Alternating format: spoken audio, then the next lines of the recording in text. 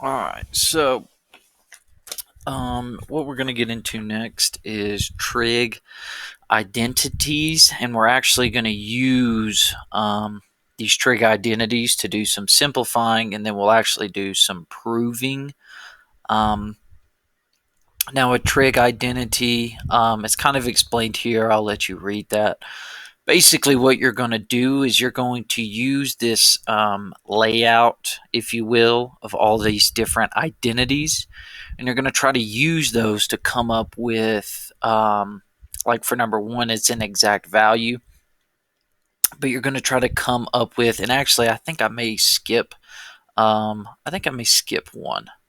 I actually don't think we're going to find the values. We're going to use these to simplify some expressions and then prove some expressions. So yeah, I think we're going to skip the trig function value part, and we're going to get down to the simplifying.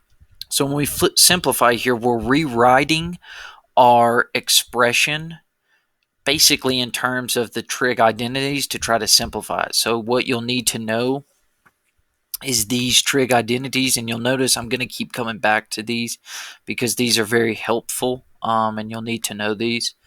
So all of these here, I'm not going to make you memorize these. I'm hoping that as we do these, you'll be able to notice and look at them enough till you'll be able to see um, kind of which ones are which. But we can actually manipulate some of the Pythagorean identities. Like you'll see, we could move like sine squared of theta. We could subtract that on both sides and move it to the right, and it would still be the same thing. So you, not every one of these problems is going to be super straightforward.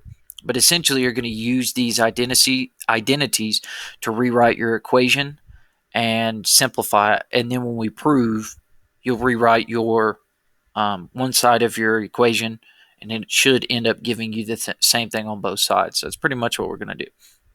So an example of that, let's look at number one. So number one, here's the process for this is not the same way every single time. So these are a little tricky because you're going to use different identities for each different problem, basically. So like number four, we have sine of theta and secant of theta. Now, what you want to do is figure out, okay, could I take sine of theta and rewrite that as something else, or secant of theta? And if I pick one, or I guess which one I pick, will it make my life easier to where I can like cancel something out or rewrite something to where I can simplify this? So if we take secant of theta, so secant of theta is the same thing as cosine, or it's the same thing, excuse me, it is the same thing as 1 over cosine. So we could take secant of theta and rewrite that as 1 over cosine. Now, if we do that, watch what happens. So if I take this and I keep sine of theta times 1 over cosine of theta,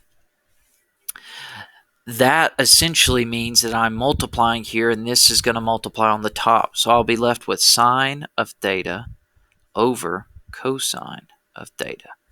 Now, if we go back, I already kind of know that one, but if you go back and look at your trig identities, sine of theta over cosine of theta is tangent of theta. So this sine of theta over cosine of theta is equal to tangent of theta. And now we simplify this basically as much as we can. So that's the process, and that's a bit of an easier example. And these are not the easiest to start off with because you have to, I've done them quite a bit, so I already know kind of what I want to change and what I want to rewrite. But it's one of those things that the more you do it, the easier it gets. The more you start recognizing patterns, and the more you start, it's almost like trial and error. And sometimes you may change something and it may not do anything, and you have to go back and switch it. But I'm going to try to make these on the more basic side until we get good at them. So for now, we're going to keep it fairly basic, but even then, it's still kind of complicated. So number 5, we have tangent of theta times cosine of theta. Now, we could change either one of these, but we essentially want to go back to our set of identities and see what changing either one of these could do for us. So if we start off with tangent of theta, we could rewrite tangent of theta as sine of theta over cosine of theta. And if we do that, we'll actually have something pretty cool happen. So if we write this as sine of theta over cosine of theta times cosine of theta, now we can cancel out cosine of theta. That's essentially saying cosine of theta over cosine of theta, and anything divided by itself is just 1. So that's going to be equal to sine of theta. So those are pretty easy, I'll be honest. And see, they can be confusing because you could have gone back and said, okay, what does cosine of theta tell us? But if you look, it really wouldn't have helped us any. Like cosine of theta tells us secant over theta, but that wouldn't have really helped us because there's nothing for tangent of theta that would give us cosecant or give us anything else to do. So that's, you almost have to just try to logic through these and figure out, okay, what's going to actually help me and what's not going to help me.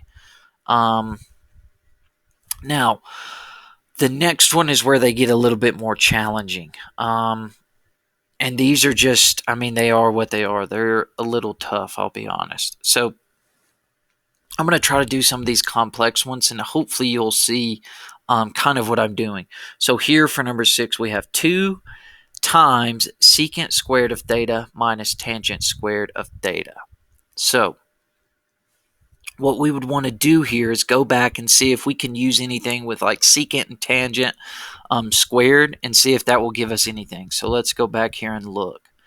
So if we take a look, we do have tangent squared theta plus 1 equal to secant squared of theta. So here we have both of those, but that's not really going to be a good setup for us, but we can move that around. So let's write that down and I'll show you how to move it. So if we say tangent squared of theta plus 1 equal to secant squared of theta. So if we were to take tangent squared and we were to subtract that by both sides, we could move it to the right side and watch what would happen. So minus tangent squared of theta minus tangent squared of theta. We'll get 1, so on this side it'll cross out. We'll get 1 is equal to secant squared of theta minus tangent squared of theta. So essentially, we have now on the right side exactly what's in parentheses. And that is equal to 1. So we can replace that with 1, and then we'll have 2 times 1. So this is just simplified to 2. Which I know that's a bit confusing, but you have to look at these you have to really make an effort to get your brain to see these a certain way. So in parentheses here, we had secant squared of theta and tangent squared of theta. The only thing that happened here is that it was subtracted, but we can manipulate this equation and move tangent squared of theta to the right by subtracting, and then we get 1 is equal to everything that's in parentheses. So if 1 is equal to that trig identity says that's true, so all we have to do is replace what's in parentheses with 1, and we get 2 times 1 is equal to 2. So they can be easy once you know the path that you're going, but starting this off by yourself, they can be a little tricky. So you have to really look at these trig identities and try to determine what's going to help you the most. All right, so let's go to number 7, and then we'll look at some proofs. So number 7. All right, so number 7, we've got cosine squared of theta minus sine squared of theta. So this is kind of a similar situation that we have with number 6. We want to look for something possibly that's going to give us cosine squared of theta and sine squared of theta. Maybe we can maneuver something, or maybe it'll be straightforward. So let's go back to our trig identities. So up top here, none of that's going to help us. None of our reciprocal identities is going to help us. But if you notice, we do have this here. We have cosine squared of theta plus sine squared of theta is equal to 1. So let's write that down and see if we can move it around to give us anything that we may could use. So let's see. Cosine squared of theta plus sine squared theta equals 1. Now this is minus, so there's not much we can do here to change this, except if we go back to the top here, we can rewrite cosine potentially as 1 minus sine squared of theta. So let me show you how to do that. So if we take this piece here and isolate it over here, we could then replace whatever was left and plug it in for this. So watch what that would look like. And this one's kind of an odd one, I'll be honest. So if we were to take minus sine squared of theta on both sides, we would end up with cosine squared of theta is equal to 1 minus sine squared of theta. Now we can replace cosine squared of theta with 1 minus sine squared of theta because they're essentially the same thing.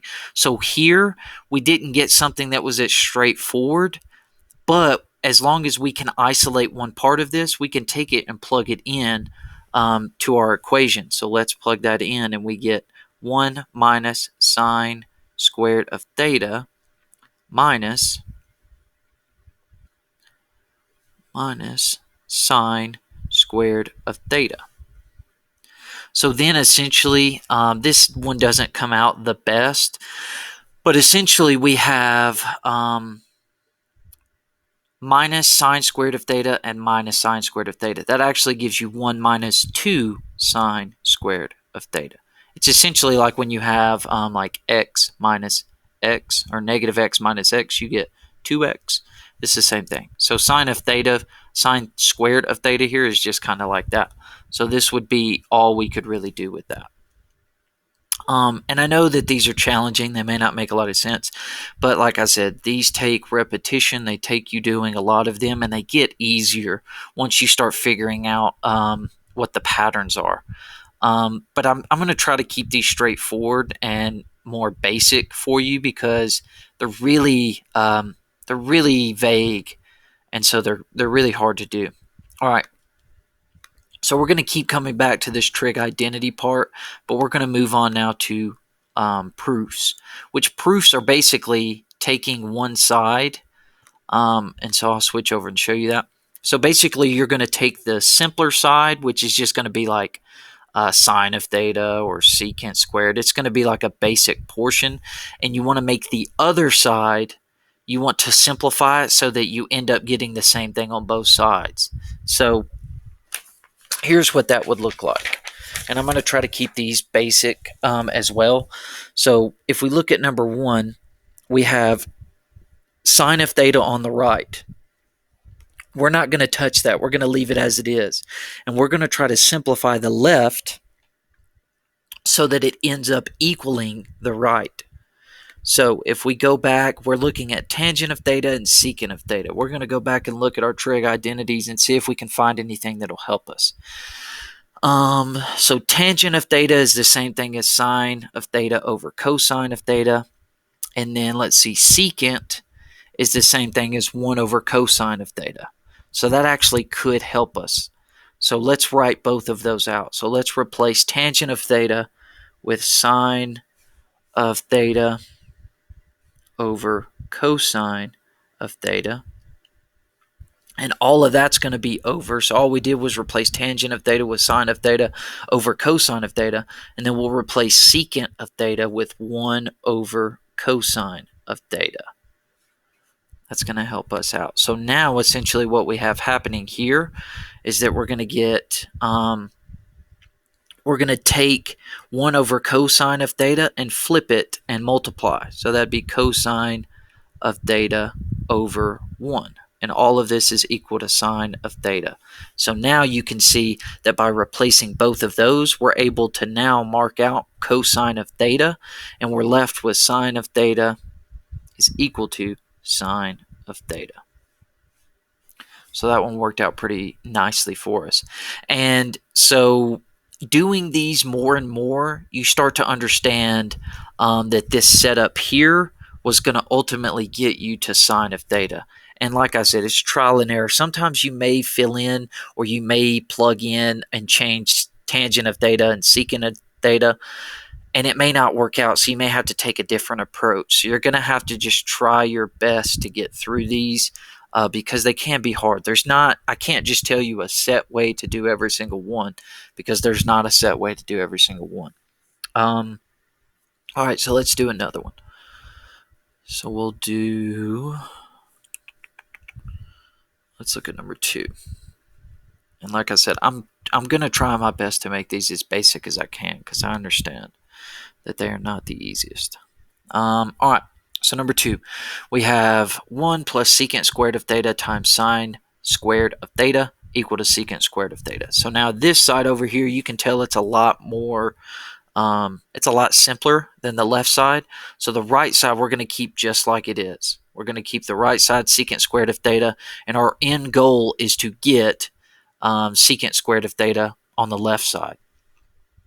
All right, so let's go to our trig identities and see if we can replace anything. So we're looking for secant squared of theta and sine squared of theta and see if we can take out anything to help us. So let's see. We have secant squared of theta here, but that's tangent squared. That's not going to help us. Tangent, cotangent won't help us. The sine's not really going to help us. All right, now here is something that we haven't come across yet, but it's part of this. So if you notice here, secant of theta is equal to 1 over cosine of theta. Now, if that's true, that means that secant squared of theta is equal to 1 over cosine squared of theta. So any of these reciprocal identities, if you square like sine squared of theta, it's equal to 1 over cosecant squared of theta. So you can take each and square them. So that's the only thing we can really do here. There's nothing else that's going to help us. There's nothing else with secant and secant and sine in it. So our best bet is to just try to approach it by changing secant. So then that's going to be 1 over cosine squared of theta. So then we'll have 1 plus that times sine squared of theta. And that's going to be equal to secant squared of theta. Now, that's going to give us, so this is going to multiply and be on the top. So we'll end up with 1 plus sine squared of theta over cosine squared of theta. That's going to be equal to secant squared of theta. Now, if we go back, so sine squared of theta over cosine squared of theta is the same thing as tangent squared of theta equal to sine squared of theta over cosine squared of theta. So these quotient identities can work that way as well. So we can take this and say, okay, tangent squared of theta is equal to sine squared of theta over cosine squared of theta. So these work that way to where you can square everything in it and it's still going to be the same thing. So we can replace this with tangent squared of theta. So then we'll get 1 plus tangent squared of theta equal to secant squared of theta. Now, if we go back to our trig functions, tangent squared of theta plus 1 is equal to secant squared of theta. So that means that secant squared of theta is equal to secant squared of theta. Now that one was a very complex one. There's a lot of intricate parts that you have to know, but it's a good problem to understand that with your reciprocal identities, with your quotient identities, you can square everything and essentially everything becomes squared, but the same identity remains. Like here, tangent squared of theta is equal to sine squared of theta over cosine squared of theta. Just like tangent of theta is equal to sine of theta over cosine of theta. So that's something that you'll have to mentally think about as well as you're doing these, because they can be a little complex when it comes to those. All right. So next, let's look at number 4. So we're going to skip 3. 3 gets a little bit too complicated. We're going to try to keep these more basic. And I know that these are complicated, so I'm not in any way trying to say that these aren't complicated too. They all are pretty complicated. All right, let's go to 4. So number 4, we're proving this. We have cosecant of theta minus cotangent of theta times cosine of theta. And all of that is equal to sine of theta. So we're going to keep sine of theta just like it is. And we're going to work on the left side and see if we can't get the left side to equal sine of theta. That's our end goal, is to end up with sine of theta, because then we will have proved this. So we can actually do a couple different things here. We can take a look at our trig identities and try to figure out the best way to go about this. But what we can actually do here is look at specifically cosecant and cotangent. Now, cosine probably is going to be best to be left alone, but if we need to do something with it, we will. All right, so let's go look at all of these. So we can change, if we change cosecant, that's going to help us. Now, cosecant is the same thing as 1 over sine of theta. So we can do that. That's going to help us out here. So 1 over sine of theta minus, now we can also change cotangent. That's going to help us out as well. Cotangent is just cosine of theta over sine of theta. So we're going to end up with cosine of theta over sine of theta. And you'll start to see why I'm changing some of these as we do these. So then this is all multiplied by,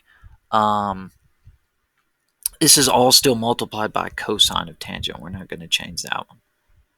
Now, what's going to end up happening here is, so with this happening here with subtraction, we can actually rewrite this after we take cosine of theta times cosine of theta, because that just gives us cosine squared of theta.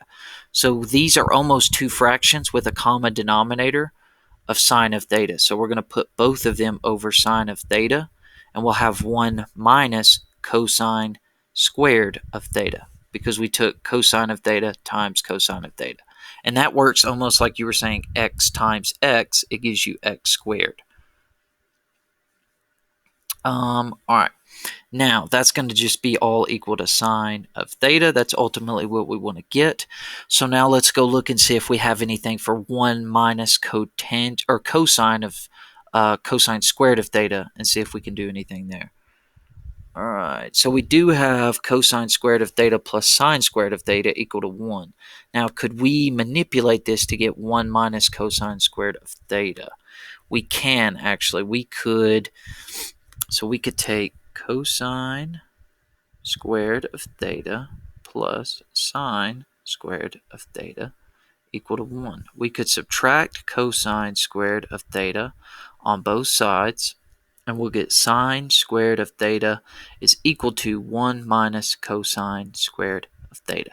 So now we can replace 1 minus cosine squared of theta here. We can replace that with sine squared of theta over sine of theta. And that's going to be equal to sine of theta. Now, this sine squared of theta over sine of theta is the same thing as x squared over x. So when we have two variables or two things with exponents being divided, we subtract our exponents. So that's what happens here. We take 2 minus 1, and we get sine of theta, and that's equal to sine of theta. All right. So now that's all we're going to do for this video. So that's proving identities and simplifying them as well. Now we're going to work on this in class. And we're probably going to work through a lot of this together, because this is very complex and hard to do.